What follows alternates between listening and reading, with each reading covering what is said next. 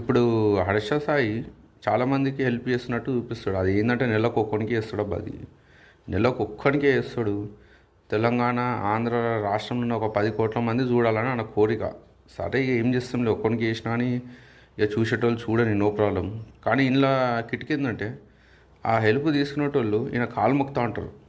అందులో first category వచ్చేసి చిన్న ఏజ్, అంటే స్టూడెంట్స్, వాళ్ళు మిడిల్ ఏజ్ వాళ్ళు కాలు మొక్తా ఉంటారు. పోనీ మొక్కని ఏం కాదు అనుకుంటే, ఇక్కడ ఓల్డ్ ఏజ్ ఉంటారు కొంతమంది, 50, 60, 70, 80, 80 ఇయర్స్ వాళ్ళు కూడా ఉంటారు. అప్పుడప్పుడు వాళ్ళు కూడా కాలు మొక్కుతుంటారు. హైలైట్ ఇక్కడ మనడు వద్దు అని చెప్తుంటాడు, కానీ వాళ్ళతో కూడా మొక్కిపించుకుంటాడు.